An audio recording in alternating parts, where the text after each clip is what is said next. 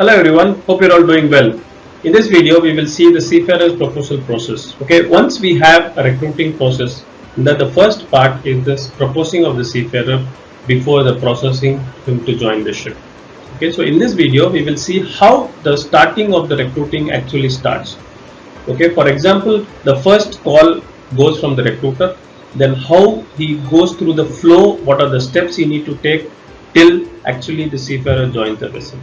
Okay, so we are going to see the responsibility of a recruiter in short in this video. The first step will be the initial recruiting call. Every company will have their own database on an Excel sheet where all the seafarer details are mentioned. Okay, with the name, rank, last date of call, some remarks which last remarks were there, and when was the follow up, what is his availability date. All these details will already be available with you, or rather should be available with you before you make initial call. Okay, that gives you a good picture on what his past communication was, and you can take it up from there. If you are having a clean slate, you have just recently got his number and you are making a call, then you can use this template as well. Okay, so you make the initial recruiting call and ask him what is his availability, is he ready to join for the ship, what you are proposing, or for the position what you are recruiting. Then you see whether what is his interest like. Some candidates may say no, I'm not interested. Some candidates may say I'm not joining now, or something like that. To similar on those lines. And some candidate may say yes, what is it about? Okay, that's the first step of going ahead with that call. Okay, so if you see there is no interest, then it's okay. Then you can ask him, sir, any special requirements you have, what are the reasons for objections. Based on your proposal, it can be a lot of reasons. Like the first will be the salary, second will be the duration of the contract, third can be the internet on board, the fourth can be the age of the vessel, fifth can be he is very comfortable with his present company and why should he leave, etc., etc. There can be so many objections. Okay, so you continue to build rapport with him. You tell him, okay sir, that's okay, there is no issues, we will keep in touch. Okay, so that's what you need to do. So you need to do, and you need to overcome the objections and build rapport. So it is not a one-day job or 1 month job, or the seafarer you will not call him again. Okay, there are seafarers whom we have been following up for years together, maybe 2 years, 3 years before they actually join the company. So it doesn't matter in the first call he is not accepting your proposal or what. Maybe you can even change companies and you can still be in touch with you. That's what is the relation of the recruiter and the seafarer. Recruiter is a very, very special kind of a job in whatever industry it may be. Okay. So after overcoming objections and after you have been building rapport with him for some time, then you can again check with him after some time. It can depend on a month or two, or maybe a year or two, depending on what kind of rapport you have built with him and how many ships he has done, etc., etc. After some time, so you can again ask with him whether he is interested to join. If he is still not interested, then at least you can ask him for referrals. You can do it immediately, after a month or so. If he's still not interested, then you can ask him for referrals. He has any friends or colleagues who would like to join us, or you can also now it's the WhatsApp world, so you can always ask him. He will be part of many groups with him on a similar rank or designation. So you can ask him to spread the word around that we are looking for such and such rank or designation. Okay. But in case if there is an interest, okay, then if you see there is an interest and he is interested in joining, he wants to learn more, then first step will be to get more information. Do not jump into and give him all the information front. Okay, first understand what are his requirements. The understanding his requirements is very, very important before you give any information to him. That is job related information. Okay, that will put him off. If you get more information, then you can actually understand whether what you are having in mind is actually will be beneficial to him or not. You should also understand that any conversation will be a successful one only when both the parties gain from the conversation. If only one party is gaining from the conversation, then the conversation will not be successful. Okay, so listen to him completely. Ask him many open-ended questions so that you can get him talking and get more information from him. what are the reasons. So there can be many reasons, the salary only is not the reason always for a seafarer to, or any employee to leave the company.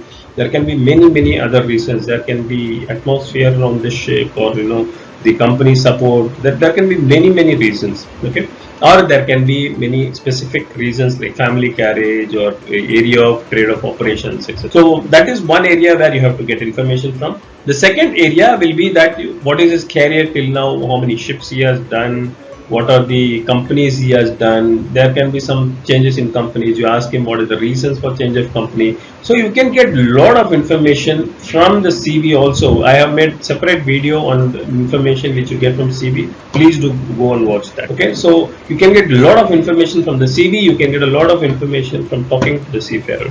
Once you know thoroughly that he doesn't have any information to give you more, and you have all the information, then your point comes and you give out the information.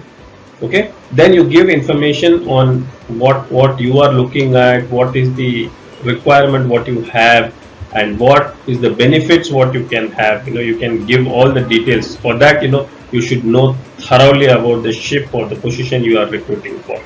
Okay, I will make a separate call video which will be only about the call. That will be the next video what I'm making, so you please watch that also. I will be giving you the script of a call, for a seafarer, what you actually need to do.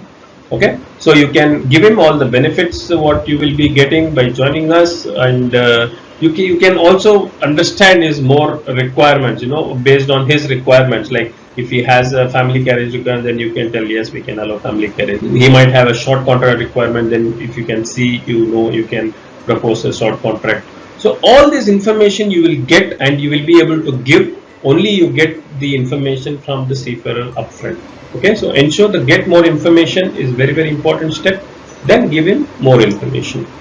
Also explain the opportunities. Always the opportunities are twofold. One is a long term and one is a short term. Explain him both the opportunities. What he can expect in long term in the company, what he can expect in the short term company. Okay. Then with this conversation till now, you will get a most of an idea that whether he is actually interested or disinterested in the position what you're giving. Okay, so you can actually find out whether he's actually looking out, or is he happy with the company, or etc. So if you feel he is actually looking out, and then you can go and check whether he is qualified for us. If he is not actually looking out, you can guess that there is some hesitation in his joining. Maybe you can have a small test, like you can ask him to send his CV, completed CV, or you can ask him to send the passports, CDC, scanned documents, or some documents, so that he is taking some action and some effort to contact with you. So that shows he is having some interest. Okay, if you don't see that coming, then you can ask him upfront that sir, if you have any objections, or you still have any hesitancy, or you have any other thing you want to discuss. Then if he still he feels he is not interested in joining, then there is no issues. Again, you can start building rapport with him, and you can continue chatting with him and be in touch with him. Okay, so that is not an issue at all. Okay, and in case you find he is interested, then what you do is you check whether, the first thing you will check whether he is document wise qualified to join you. You have seen his CV, you know his experience, etc. So he is okay for being proposed or processed.